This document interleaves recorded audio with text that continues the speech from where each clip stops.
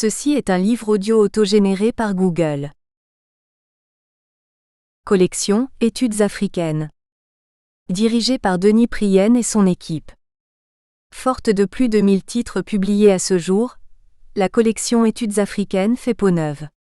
Elle présentera toujours les essais généraux qui ont fait son succès, mais se déclinera désormais également par séries thématiques, droit, économie, politique, sociologie, etc.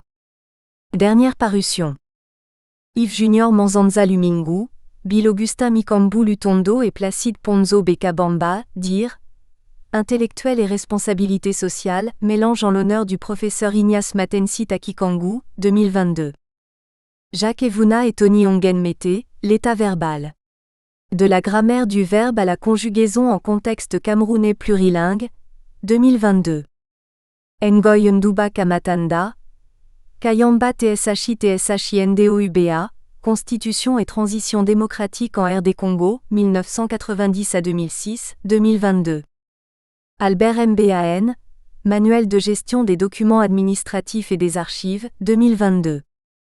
Arthur et Marius Vidot, Regard des Européens sur les Africains entre les XVIIe et XXe siècles. 360 citations pour une contribution à l'étude de l'histoire du Sud-Bénin, 2022. François-Xavier Noah des ZIMBI, La Russie face aux Occidentaux en Afrique centrale, 2022. Federica Burini, Cartographie participative et aménagement du territoire en Afrique subsaharienne, 2022. Abbé Nestor SalumuNDALIBANDU, La philosophie au service de la société en Afrique, le cas de la rez-de-chaussée, 2022. Abbé Nestor SalumuNDALIBANDU, La responsabilité sociale du philosophe face à la guerre en Afrique, enjeux et perspectives, 2022. Gilbert Germain, Nom à un plan Marshall pour l'Afrique subsaharienne, 2022. Dédicace. À la mémoire de mon grand frère Pédet Dorsouma Samuel, décédé le 28 juin 2020. Il m'a été une grande source d'inspiration. Exergue. Que faire aujourd'hui, et pendant les 3 décennies qui viennent, face à la situation de l'Afrique et à ses immenses enjeux? Michel Candessu. Remerciements. La réalisation de cet ouvrage n'aurait pas été possible sans le soutien de mes proches, du professeur Michel-André Bouchard, mon mentor, collaborateur et directeur de mémoire puis de thèse de doctorat. Depuis le début de ma rencontre avec le professeur Bouchard à Alexandrie, Égypte, en 2004, nos relations de travail sur les questions de conflits armés, d'environnement et de développement durable en Afrique se sont énormément affermies. Je voudrais donc particulièrement le remercier de m'avoir orienté vers cette problématique complexe, et pour avoir suivi de près mes différents parcours académiques et professionnels, y compris lors de ses enseignements à l'Université Saint-Gord d'Alexandrie, lors de mon passage en tant que stagiaire au Secrétariat international francophone de l'évaluation environnementale, SIFEE, à Montréal au Canada en 2004 lorsqu'il était directeur général de cette institution, ainsi que lors de sa présence à Tunis où nos chemins se sont encore croisés au sein de l'Observatoire du Sahara et du Sahel, OSS, et de la Banque africaine de développement, BAD. Nos rencontres au sein de ces structures entre 2004 et 2008 et les différentes collaborations qui se sont ensuivies ont été les ferments de base de cet ouvrage. Cet ouvrage est donc le couronnement d'un long parcours et d'une réflexion approfondie sur les préoccupations de développement en Afrique, confrontée à la multiplicité et à la gravité des conflits armés. Je lui en suis profondément reconnaissant. Par la même occasion, je tiens à saluer la mémoire de sa défunte épouse Francino Bouchard, décédée en 2019, elle qui n'avait jamais cessé de s'intéresser à mes travaux. Par ailleurs, mes remerciements vont à l'endroit de ma famille, en particulier ma femme Jesseb Evelyne et mes enfants Tom, Nelson, Marcus et Raïssa Kaltouma pour leur amour et leur compréhension lors de nos multiples occupations, déplacements et déménagements. Je voudrais également exprimer ma profonde gratitude à mes parents, Dorsouma Djamé Pédet et Kaltouma Mara, ainsi qu'à toute la famille Dorsouma pour leur soutien. Nos remerciements vont également à l'endroit des organisations professionnelles du développement durable, PRODD, et ONG 350 Côte d'Ivoire, pour avoir porté l'initiative de sensibilisation des acteurs sur les situations conflictuelles et le développement durable en Côte d'Ivoire, et particulièrement aux personnes qui ont participé à notre campagne de collecte de données lors des focus group et de l'enquête que nous avons réalisée sur ces questions en Côte d'Ivoire. Qu'ils trouvent en cet ouvrage le fruit de leurs nombreuses contributions. J'adresse aussi mes vifs remerciements au Business Science Institute et au professeur Kalika, pour m'avoir donné l'opportunité de compléter ma thèse de doctorat qui a donné lieu au présent ouvrage. Enfin, je remercie les éditions L'Harmattan pour avoir accepté de publier cet ouvrage qui, j'en suis convaincu, permettra d'attirer l'attention des lecteurs sur un sujet plus que d'actualité, à la lumière du conflit armé en cours en Ukraine avec ses nombreuses conséquences sur l'équilibre géostratégique mondial et sur les perspectives d'atteinte des objectifs du développement durable en 2030. Que toutes les personnes qui, de près ou de loin, m'ont inspiré et appuyé, trouvent en ce travail l'expression de ma profonde gratitude. Préface. Professeur Michel-André Bouchard. Il fut un temps où la question de l'environnement et de la guerre était un sujet presque tabou, en tout cas peu abordé compte tenu de l'ampleur des catastrophes humaines et humanitaires qui accompagnent les conflits armés, de toutes sortes. Mais la littérature sur le sujet semble avoir littéralement explosé, depuis la généralisation de la prise en compte de l'environnement dans tout. Depuis aussi les constats des répercussions de l'utilisation d'agents défoliants pendant la guerre du Vietnam, depuis les craintes liées à l'utilisation de l'uranium appauvri dans l'armement, depuis les craintes d'échappement radioactif dans le cas de centrales nucléaires prises entre deux feux, depuis. On reconnaît de nombreux importants et graves dommages environnementaux en situation de conflit, certains essentiellement liés à la vacance de gouvernance environnementale.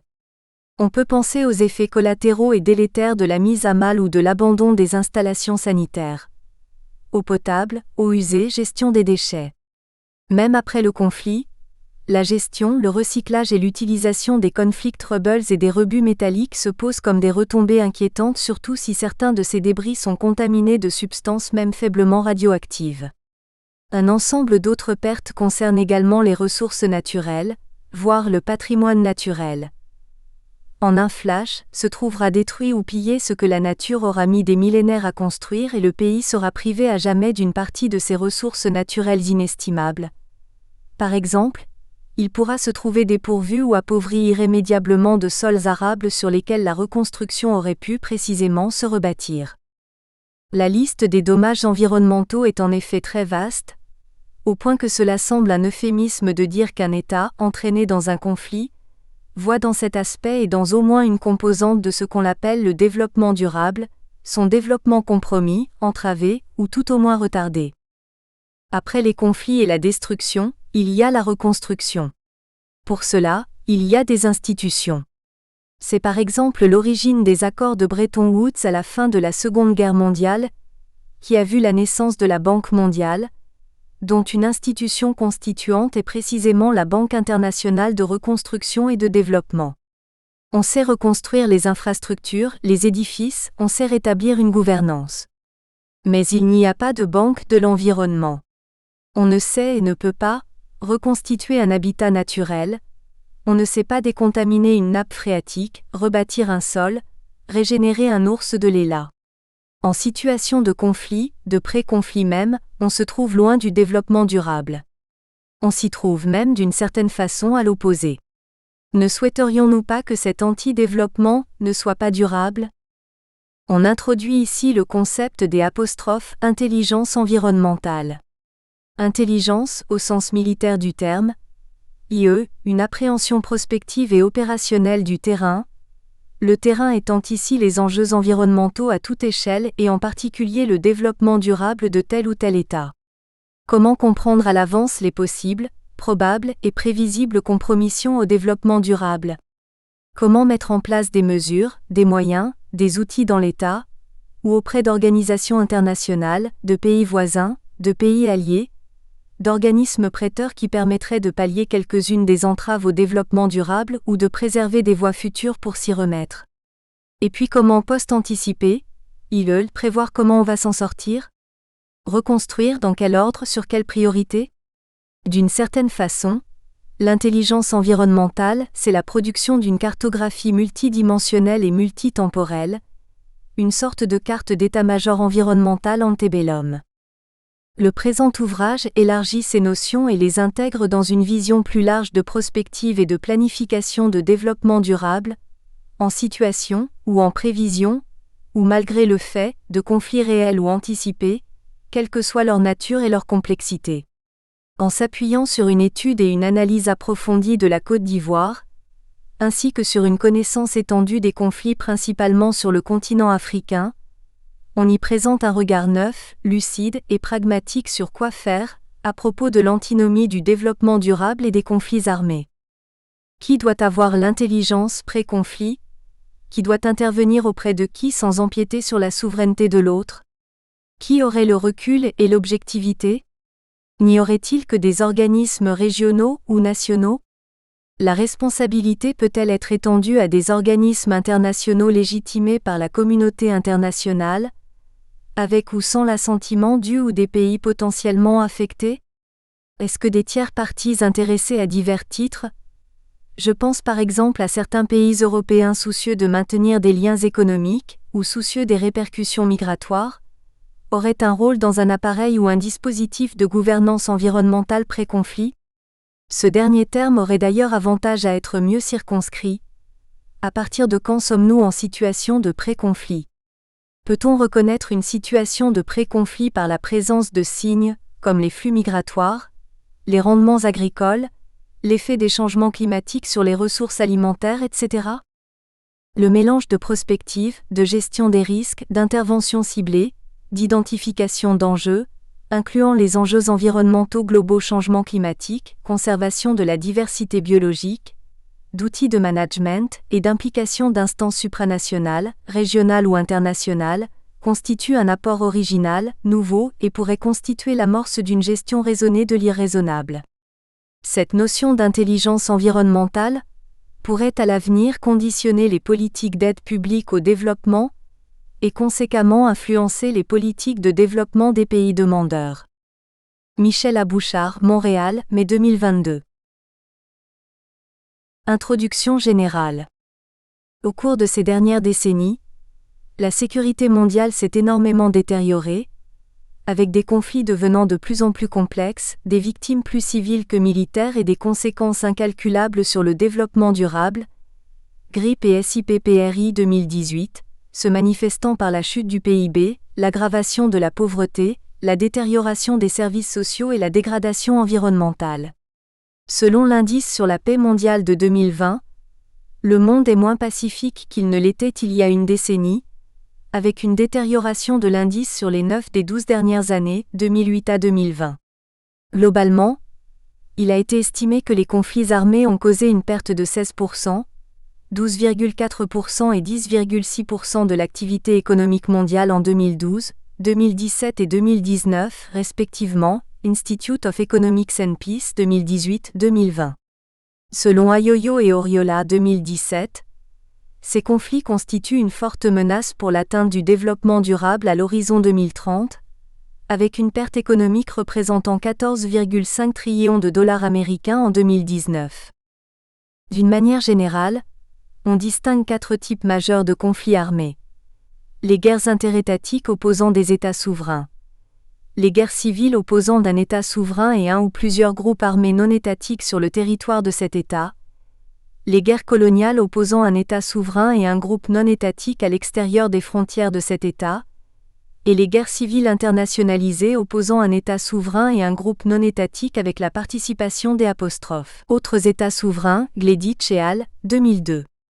Aussi, l'on classe les conflits armés selon leur intensité, leur durée, leur extension territoriale, leur mobilité, leur cinétique et leur financement. Si des facteurs comme la pauvreté, la récession économique et les ressources naturelles jouent un rôle majeur dans le déclenchement d'un conflit, c'est l'effet combiné de ces variables qui en général explique celui-ci. Le fait le plus marquant de nos jours reste l'augmentation de l'activité terroriste à l'échelle mondiale, en particulier au Moyen-Orient et en Afrique, ainsi que l'escalade militaire en cours de la Russie en Ukraine, qui constituent de sérieuses menaces sur la sécurité mondiale et les perspectives d'atteinte du développement durable. Dans ce livre, il s'agit donc non seulement de conflits armés, mais aussi et surtout de développement durable. Défini comme un développement qui préserve les intérêts des générations présentes sans compromettre ceux des générations futures. Brundtland, 1987. Il s'est depuis le début des années 90 inscrit dans les agendas internationaux, continentaux et nationaux, poussant la communauté internationale à adopter en septembre 2015 l'agenda de l'ONU pour le développement durable AL', Horizon 2030, avec 17 objectifs de développement durable, ODD.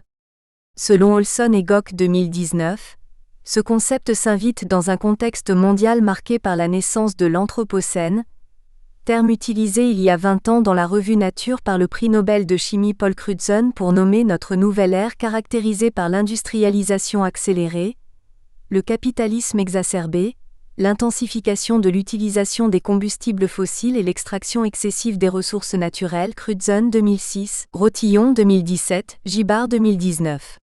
Pour Gibard, 2019, le développement durable ne consiste pas seulement à anticiper et résoudre une crise écologique, mais aussi à juguler une crise de l'homme dans des sociétés modernes en pleine mutation.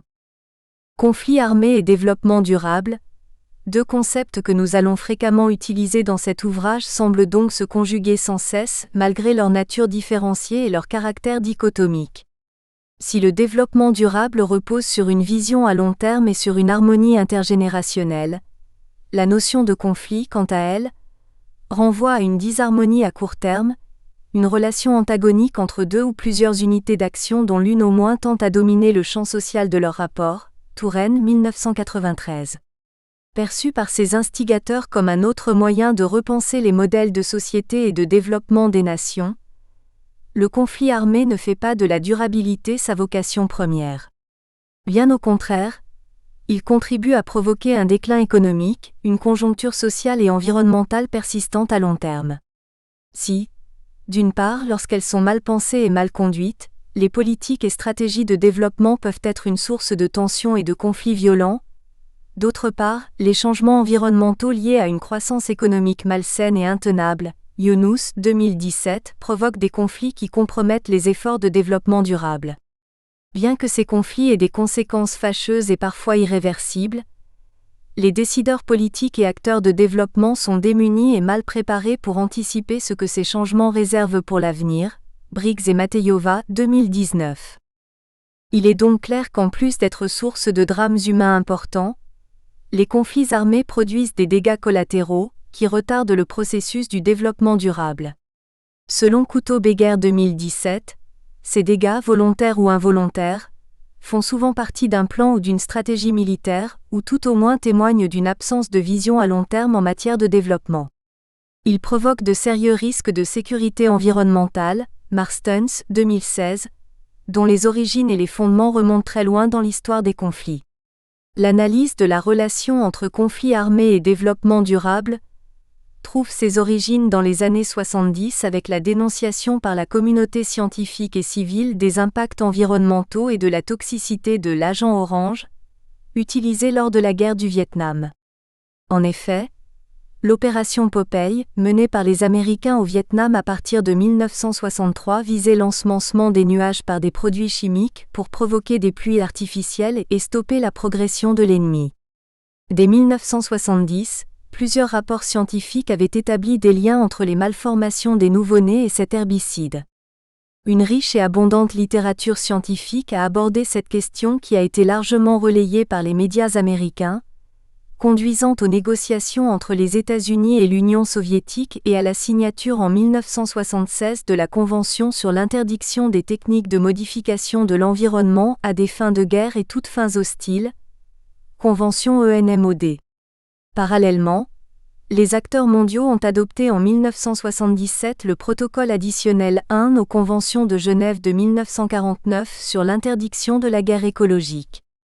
Il faut noter qu'étudier les deux phénomènes de conflit et de développement durable de manière concomitante reste encore une question relativement nouvelle et complexe. Olson et Gok, 2019, révèlent que cette relation demeure un sujet marginal alors même que la notion de durabilité est présente dans les multiples conflits concernant l'accès et l'utilisation des ressources naturelles, dans les discours politiques et dans les travaux scientifiques, donnant l'impression que la solidarité intergénérationnelle qui sous-tend le développement durable est une notion abstraite. Et pourtant, comme le souligne Pazin 2017, les incidences des activités miliaires sur l'environnement et le développement datent de plus d'un siècle. De nombreuses références scientifiques en ont d'ailleurs fait état, notamment les ouvrages tels que Man and Nature, Perkins 1864, War and the Weather, or the Artificial Production of Rain Powers 1871, et The Cooling Pont 1972. Il faut tout de même noter que tout a commencé avec la tentative des militaires de contrôler la météo, le climat et l'environnement. Ce qui, certes, ne date pas d'aujourd'hui, mais a pris une grande envergure lorsqu'elle a été révélée au grand public pendant la guerre du Vietnam. Toujours selon Pazin 2017, bien avant les Américains, de nombreux projets de recherche militaire sur les manipulations environnementales avaient déjà été menés par les Chinois dès 1930, et les Anglais avec le projet Cumulus en 1952. Les Américains, quant à eux, ont lancé le projet Thunderstorm de 1946 à 1949 et ont franchi un pas supplémentaire en 1953 avec la création par le Congrès américain du US Advisory Committee on Weather Control, connu sous le nom du Comité Orville du nom de son président, le météorologue Howard Orville. Le travail de ce comité a permis de conclure qu'il existe des possibilités réelles de modification du temps et du climat, sans pour autant mentionner l'usage militaire qu'offrent de telles possibilités. En pleine guerre froide, craignant l'utilisation des armes climatiques et environnementales par les soviétiques, la recherche américaine sur les techniques de modification climatique et géophysique s'est intensifiée. En effet, il était fort à craindre qu'en déclenchant des précipitations, tempêtes, ouragans, foudres, tremblements de terre et en manipulant les rayons ultraviolets du soleil, ces techniques appliquées à des fins militaires aient des conséquences monumentales. C'était donc à juste titre qu'en 1976, le géographe français Yves Lacoste, dans son célèbre ouvrage La géographie, sert d'abord à faire la guerre à dénoncer les bombardements américains sur les digues de la rivière Rouge au Vietnam, avec pour effet de provoquer des inondations sur les plaines du Mékong, et ainsi affamer et affaiblir les Vietnamiens. Ces méthodes avaient déjà été testées à Cuba en 1961 à travers l'opération Mangrove, suite à l'échec cuisant de la baie des Cochons, Pazet 2017. Il existait d'autres exemples similaires, notamment la provocation des inondations par l'armée belge pour stopper la progression allemande lors de la Première Guerre mondiale, la destruction des barrages de la Ruhr par les Britanniques lors de la Seconde Guerre mondiale, la mise à feu des puits de pétrole koweïtiens par l'Irak en 1992, et la destruction des barrages en Croatie en 1992 lors du conflit du Kosovo. En outre, l'usage de l'uranium appauvri dans les armes et munitions tout comme dans les équipements de blindage par l'armée américaine au début des années 90 a été un fait marquant. En témoignent les intéressantes études du Programme des Nations Unies pour l'environnement de 1999 à 2003, lors de l'évaluation écologique post-conflit dans l'ex-république yougoslave de Macédoine et au Kosovo, ainsi que les études du monde médical, notamment celles de l'OMS qui ont révélé que l'uranium appauvri constitue une incidence environnementale et sanitaire qui déborde largement la zone de conflit, et dont les effets pervers se prolongent à la fois dans le temps sur les sites affectés et ailleurs dans le monde au gré du recyclage des métaux de guerre. Très récemment, les manipulations environnementales pour des faits de guerre ont été observées lors des dommages causés aux stations de pompage et d'épuration des eaux à Alep en Syrie, chez 2017, et à la Grande Rivière en Libye, mettant en danger l'approvisionnement en eau ou la disponibilité d'eau saine pour des populations civiles. Force est donc de constater que si les conflits armés ont de multiples points de départ et prennent de nos jours des formes non conventionnelles, ils ont tous en commun de multiples effets collatéraux sur l'environnement au sens large et compromettent les acquis et les efforts pour l'atteinte du développement durable partout dans le monde. Au cours de ces dernières années, les conflits armés ont touché toutes les régions du monde, mais ceux engageant les États sont essentiellement concentrés au Moyen-Orient et en Afrique, Raleigh 2020. L'on observe que si l'Asie a été très exposée aux conflits internes au cours de la guerre froide jusqu'à la fin des années 90, l'Afrique et le Moyen-Orient ont connu des niveaux inégalés de guerre civile au milieu de la décennie 2010, alors qu'elles ont quasiment disparu en Amérique et en Europe, Saint-Saulieu, 2020. Quant aux nouveaux conflits auxquels le monde fait face aujourd'hui, exception faite par exemple de l'invasion en cours de l'Ukraine par la Russie ou de la guerre entre l'Éthiopie et l'Érythrée, ils prennent souvent la forme de guerres non conventionnelles, irrégulières et complexes, Bonne-Maison, 2012, GRTP et STPPRT 2018. Qualifiées d'asymétriques, ces guerres se déroulent au sein des populations et dans les États dits faillis, en raison de l'absence de l'État et de la circulation incontrôlée des armes régulières, dans un contexte où l'art de la guerre se trouve hors de propos. Bonne-Maison, 2012, relève que depuis la fin de la guerre froide, les grandes puissances ne se font plus la guerre car leurs intérêts stratégiques ont tendance à converger, et que les nouveaux types de conflits ont fait apparaître de nouveaux types d'acteurs, au nombre desquels les établissements bancaires. Un récent inventaire, Facing Finance 2019, a estimé qu'entre 2016 et 2018, les banques européennes étaient les plus grandes pourvoyeuses de fonds aux sociétés d'armement dont le top 3 est représenté par Raytheon, Boeing et Lockheed Martin, suivi d'Airbus, Leonardo et BAE, avec un financement total d'environ 24,2 milliards d'euros accordés par 10 grandes banques commerciales européennes dont Deutsche Bank, Crédit Agricole et Unicredit. Il est important de noter que la problématique conflit armé-développement durable a déjà fait l'objet de travaux dans un certain nombre de disciplines scientifiques, notamment les sciences environnementales, économiques et sociales, politiques, ainsi que le management, reflétant ainsi sa nature pluri- et interdisciplinaire. En management, cette question a très peu attiré l'attention, en dehors des travaux sur la responsabilité sociale et environnementale des entreprises, RSE, et l'implication des institutions financières dans le commerce des armes et le financement du terrorisme. Par exemple, les entreprises bancaires se sont dotées d'instruments limitant le financement accordé aux pays en conflit armé tout en prenant des positions mitigées vis-à-vis de l'industrie d'armement et des entreprises finançant le terrorisme ou fabriquant des mines antipersonnelles, Allemand et Brulbo 2007, Jalang Vigourou 2007, Facing Finance 2019. Roux Doufort 2003 estime pour sa part que face aux situations de crise qui se multiplient et se complexifient, les dirigeants d'entreprise et les managers doivent se doter d'outils de diagnostic, de prévention et de prise de décision devant leur permettre de bien gérer et décider en situation de crise. Pour Plan 2019, le management ne doit pas ignorer les mutations économiques, sociales et environnementales qui s'opèrent sous nos yeux et qui interrogent le rôle des individus et des organisations, ainsi que leur mode de vie et leurs aspirations profondes. Pour lui, bien que le management n'ait pas vocation à tout traiter, une réflexion approfondie s'impose en son sein lorsque les fondements de la société sont remis en cause par des situations de conflit et de crise, interpellant ainsi la responsabilité des organisations humaines dans l'action collective.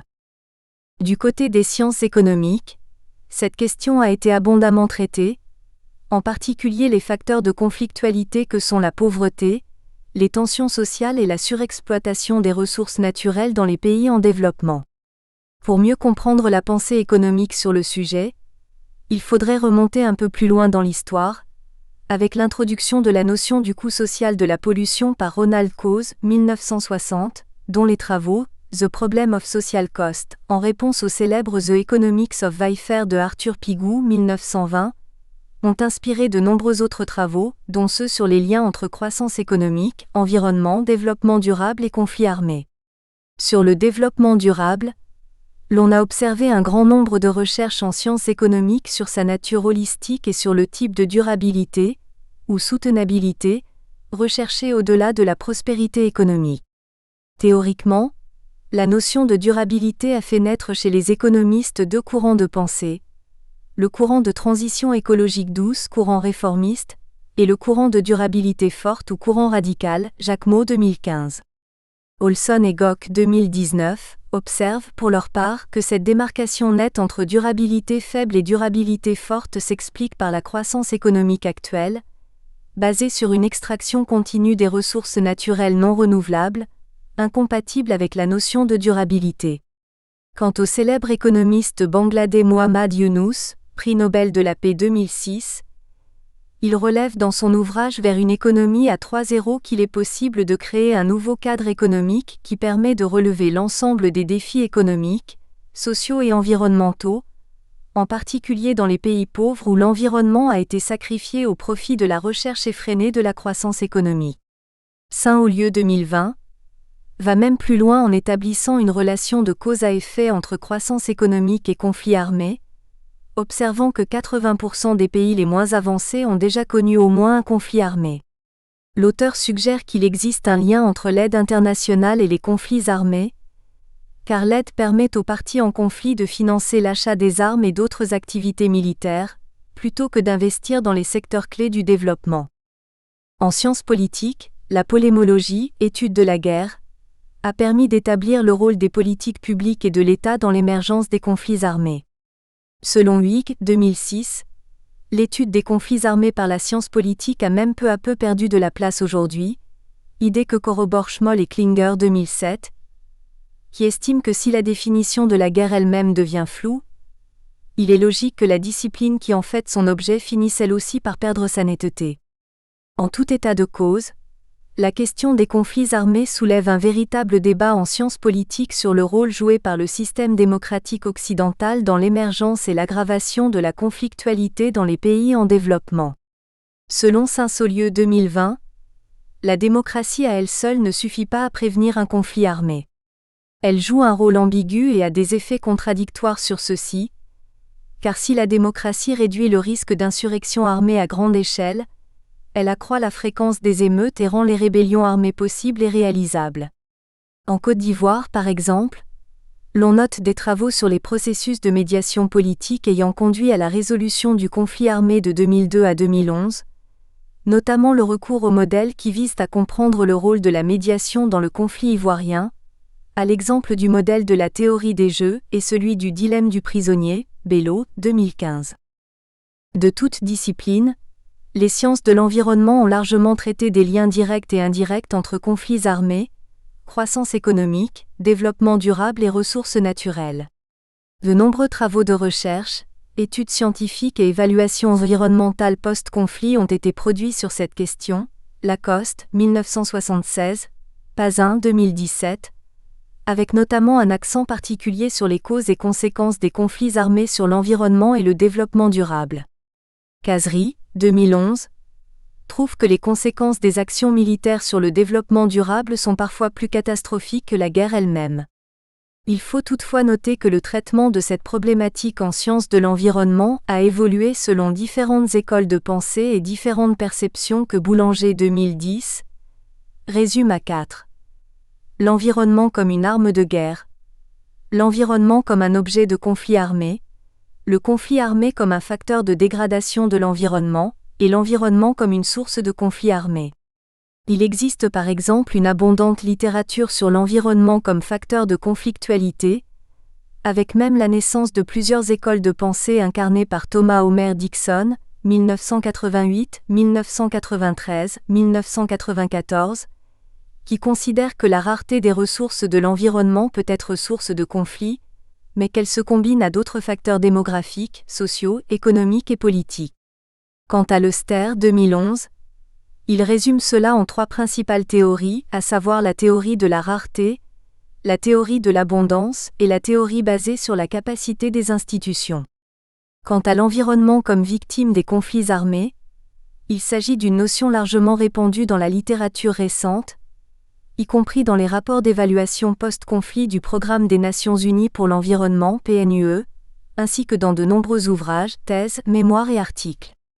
Beaucoup d'auteurs constatent que les dommages environnementaux causés par les conflits armés persistent à moyen et à long terme, bien longtemps après le conflit. Dorsuma et Bouchard 2006, Boulanger 2010, Busset 2009, Brito et al. 2018, Ellendorf 2012, Mourier 2010, Vadreau 2005, Maestens 2015. Grâce à ces travaux, la question des conflits armés a figuré dans les agendas de sécurité et de défense, y compris dans l'agenda de l'ONU, à travers notamment la résolution 1459 du 28 janvier 2003 et la résolution 1625 du 14 septembre 2005 du Conseil de sécurité ainsi que la déclaration du président de l'Assemblée générale de l'ONU du 25 juin 2007 sur le thème « Maintien de la paix et de la sécurité internationale, ressources naturelles et conflits ». C'est aussi grâce à ce plaidoyer que depuis 2001, la Journée internationale pour la prévention de l'exploitation de l'environnement en temps de guerre et de conflits armés a lieu chaque année à la date du 6 novembre. Quant à l'environnement comme arme de guerre ou faisant partie de la stratégie militaire, il faut noter qu'historiquement, les acteurs de la défense n'ont accordé qu'un intérêt minimal, voire marginal, aux réflexions stratégiques sur leurs responsabilités en matière d'environnement et de développement durable. En effet, les armées ont longtemps considéré l'environnement comme un moyen efficace pour remporter la guerre, et sont connues pour leurs comportements anti-environnementaux à travers notamment la politique de la terre brûlée, la destruction des infrastructures ennemies, la destruction des terres agricoles et des forêts, etc. Les événements en cours en Ukraine en sont une parfaite illustration. Le grand stratège militaire chinois Sun Tzu dans son fameux traité de stratégie militaire L'art de la guerre, 6e siècle AV. JC, ne considérait-il pas déjà l'environnement comme faisant partie des 5 facteurs déterminants dont la maîtrise constitue une condition préalable à toute victoire, Van Stoen et Torres, 2017. Il en est de même du grand stratège Clausewitz dans ses principes fondamentaux de la stratégie militaire, 1812, qui voyait en l'environnement et les éléments qui le constituent, rivières, montagnes, forêts, etc., des obstacles dont une habile utilisation s'avère nécessaire dans la stratégie vers la victoire militaire. En revanche, pour Panier 2016, si la maîtrise de l'environnement est un facteur de succès militaire, il peut lui être aussi hostile dans la conduite des opérations, en particulier l'incertitude météorologique et climatique. Par exemple, au cours de la Première Guerre mondiale, en hiver, les pluies intenses et les épisodes neigeux ont été déterminants dans l'issue des combats.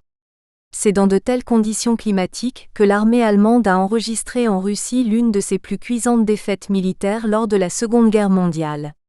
En lançant l'opération Barbarossa, le 23 juin 1941, marquant une rupture du pacte germano-soviétique de 1939, l'armée allemande n'avait pas suffisamment intégré dans sa stratégie militaire les facteurs climatiques, en particulier le rude hiver russe qui stoppa sa progression aux portes de Moscou et de Stalingrad, 2 objectifs stratégiques majeurs pour l'Allemagne qui visaient une ouverture vers l'Asie via le Kazakhstan. Et ce, dans un contexte de géostratégie planétaire qui se jouait avec l'Empire britannique, les États-Unis et le Japon, Panier 2016. Mais pour Manpei, 1998, l'intérêt des militaires pour l'environnement résiderait plutôt dans le développement de nouvelles formes d'armes, en particulier les armes à énergie dirigée et à impulsion électromagnétique, et étudiant les propriétés de base et le comportement de la haute atmosphère, dont le but est de tester de nouvelles technologies qui pourraient être intégrées dans de nouveaux systèmes d'armes comme les armes non létales basées sur des propriétés électromagnétiques de l'ionosphère. Pour Bertel 2001, la plus grande menace actuelle n'est plus l'invasion par un quelconque ennemi, mais plutôt l'exploitation de l'environnement terrestre comme arme de guerre. En sciences de l'environnement, de récents travaux ont même établi un lien étroit entre le réchauffement climatique et les conflits armés, PNUE, 2012, NTUSBF Centre for African Studies, 2019, Lorrain, 2014. Selon le groupe Interagence des Nations Unies, 2012, le changement climatique agit comme un facteur multiplicateur de menaces sur la disponibilité en ressources naturelles et sur les vulnérabilités existantes. D'autres auteurs estiment que le rôle du changement climatique comme élément majeur de la sécurité environnementale est redevenu plus pressant à partir de 2003, lorsque l'Europe a été touchée par de fortes vagues de chaleur qui ont provoqué des milliers de morts, notamment en France. NTUSBF Centre for African Studies, 2019, Briggs et Matejova, 2019. C'est suite à ces événements que la prise de conscience des risques climatiques comme facteur de sécurité mondiale s'est accrue, ainsi que la demande en données climatiques pour des nécessités de prévention, de prise de décision et de planification. Enfin, les sciences juridiques n'ont pas été aussi en reste. C'est d'ailleurs grâce à cette discipline que la problématique des conflits armés et l'environnement a fait l'objet d'une codification internationale à travers les conventions et traités internationaux, avec deux régimes de droit qui se sont affirmés. Le droit international de l'environnement, dit, et le droit international humanitaire, DIH. Si le premier est applicable en temps de paix, le second, lui, s'applique en temps de guerre. Stefanski 2017. Selon Boulanger 2010, le droit international, en particulier le droit international humanitaire applicable en situation de conflit armé, a progressivement évolué pour inclure les dommages liés à l'environnement à travers un ensemble de règles, principes juridiques et conventions internationales, ce qui représente une avancée majeure. Mais pour être efficaces, ces traités internationaux doivent être intégrés dans les législations nationales, SILA 2015. Il existe cependant des limites pour l'application du droit international, notamment l'absence d'un consensus international autour des notions très présentes dans ces conventions, en l'occurrence le concept de dommages graves, durables et étendus à l'environnement. D'autres limites portent notamment sur l'inadéquation des conventions internationales aux réalités des conflits armés, y compris les nouveaux types de conflits tels que le terrorisme, y compris le terrorisme écocide, la piraterie et la guerre préventive, à l'exemple de l'invasion de l'Ukraine par la Russie. Enfin, l'une des faiblesses du droit international demeure l'absence de mécanismes de contrôle et de sanctions, ainsi que le peu de coordination entre les conventions internationales et leurs protocoles, ayant pour résultat de nombreuses incohérences normatives et une fragmentation juridique. Maljean-Dubois, 2002. De ce qui précède. Nous espérons que vous avez apprécié cet aperçu. Pour continuer à écouter ce livre audio sur Google Play Livres, utilisez le lien dans la description de la vidéo.